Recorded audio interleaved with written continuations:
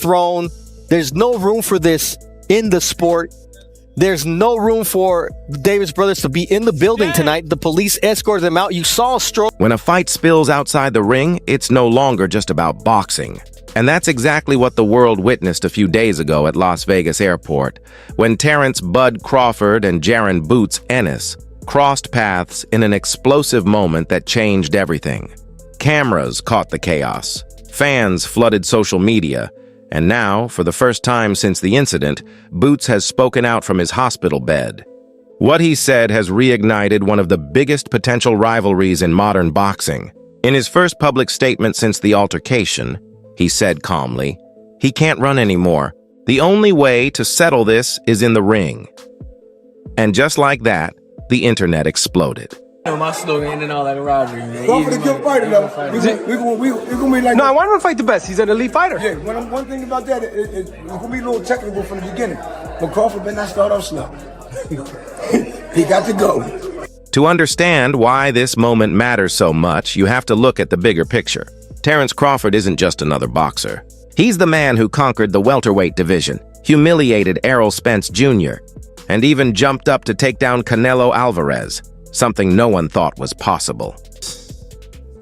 When I set my sights on doing something and I know what I'm capable of, it's not like a surprise to me. It's a surprise to y'all because y'all didn't believe me, you know, but for me, I knew I could do it and I believed that I could do it. I just needed the opportunity. Terence, when did you know that you were going to beat him? Over here on your left. When he signed the contract. He seemed to focus mostly on body punches, and you were hitting him in the head a lot. Was it your reach that gave you the advantage? It was everything. You know, he wasn't hitting the body or anything. He was hitting my elbow because I was blocking it. But, you know, I think I was the better man tonight. He's been called the pound-for-pound king, the face of the sport, and one of the best pure boxers of the modern era. But lately, that dominance has come with pressure, a new wave of hungry, younger fighters calling his name. And the loudest of them all has been Jaron "Boots" Ennis. What does he mean? He said world-class fighter. I guess he's trying to say if you're a world-class fighter.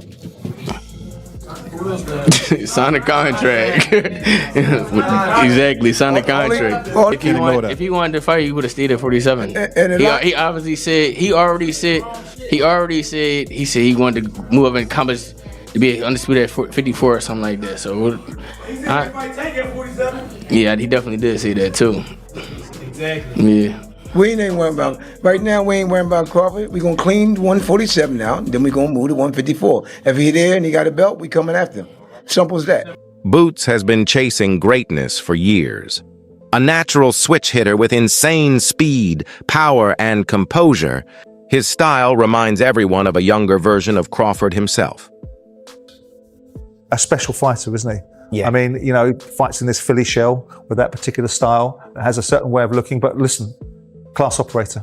Class operator. I mean, Lima was a guy, all right, he'd been beaten by Aaron McKenna and we saw him, but all we saw was a tough kid that can hit a little bit, but it was the manner in the way that Boots dispatched him in that opening round, switching from orthodox to southpaw. He boxes equally as well, you know, both ways. And I think a move up to 154, by the way, was a good move for him. He looked strong, and he's going to be a tough one to beat. I know there's talk of him and Virgil Ortiz next, which will be a great fight. Do you think the talk of Crawford's soon, though? Very soon. Of course it is. And I don't think that fight will materialise. I'm not taking away from Boots Ennis whatsoever. Yeah. I think he's an unbelievable fighter. I think he's a talent, but I think there's no real rush with him at the moment. The Ortiz fight's a great fight, by the way. I mean, there was an opportunity for Boots Ennis to fight Terence Crawford a while ago, wasn't there? And Crawford didn't take that fight, did he? No, I think that Crawford at the time would probably felt that Boots Ennis wasn't. I'm on a different direction. Yeah. He wasn't. There's no influence there that he done the fight, by the way. That wasn't the point I was making. Like risk versus reward. Boots Ennis, you're not going near that. You've got to build your own profile. Let's get to that stage where we can demand 100 million quid each off the back of it or whatever.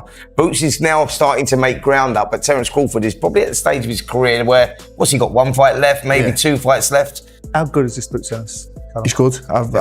been a fan of him for a while. I think he's a very good fighter. I remember saying it was him and Ortiz who were going to take over after Crawford and Spence at 147, and obviously they both moved to 154, but I think they do the same. I think they both collect the belts between each other and they'll hopefully eventually fight for undisputed. But yeah, he's a really good fighter. I think the weekend just highlighted how good he is, and I think the move up has done him good. I think he's a bit more spiteful at this weight division. I do think the weight was starting to hurt him, but yeah, as a boxing fan, I'd love to see the Ortiz fight. I think he's a very good fighter.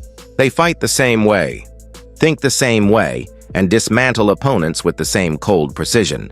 That's exactly why the boxing world has been obsessed with the idea of Crawford versus Ennis. Fans want it. Analysts want it. Promoters say it's inevitable. It's a whole lot of sense, and the fight that stylistically will be, oh my goodness, is a fight between Terence Crawford and Jaron Boots Ennis. I don't think I think that's going backwards for Terence. To that point, Jaron doesn't have the kind of accolades. He doesn't sell to the mass and all these. So this fight was perfect timing for both these guys. Crawford, it never made sense. He's at the top. He's achieved everything. Fighting Ennis, from his perspective, does nothing for his legacy. And if he loses, it risks everything he's built.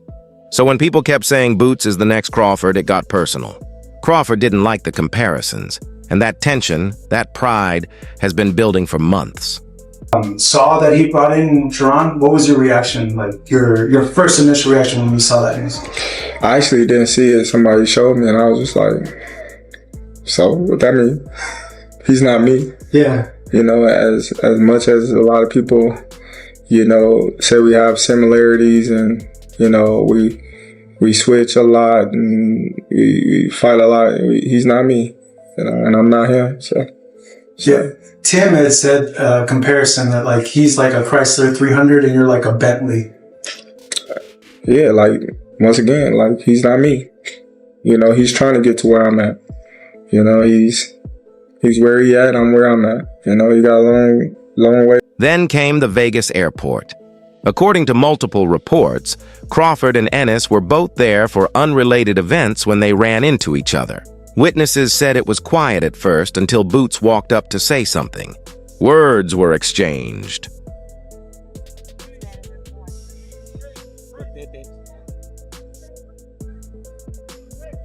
Thought she wasn't gonna watch it. Moments later, Crawford swung. Security stepped in fast, separating both fighters. But the footage spread like wildfire online. It wasn't just a scuffle. It was the boiling point of years of rivalry, frustration, and ego. And that's what makes Ennis's hospital statement so powerful. He could have come out emotional, blaming Crawford or demanding an apology, but he didn't. He flipped the entire narrative. Instead of looking like the victim, he used that moment to put pressure back on Crawford. Terence bought Crawford fight. I'm tired of answering questions about it. He already said millions of times that he not fighting me or looking my way, so I'm just tired of answering those questions, you know. And if a fight happened, it happened. You know, I wanted it to happen, but if not, yeah. Because now the fans aren't asking if the fight will happen. They're asking when. Major outlets like DAZN and ESPN have already started reporting that internal discussions might be happening behind the scenes. For the first time in years, Crawford versus Ennis isn't just fan fiction, it's a real possibility. Look, Jaron Ennis against Terence Crawford is the fight. And that can be at 54, it can be at 60. You know, obviously we've got Lima to take care of first, but that for me is one of the great, you know, crossover fights, because Boots is the changing of the guard guy. And Crawford's the guy that's been there and done it all and just proved, you know, that he's... And ironically, it's all because of one bad moment outside the ring. That punch may have been impulsive, but it's changed the entire landscape of boxing.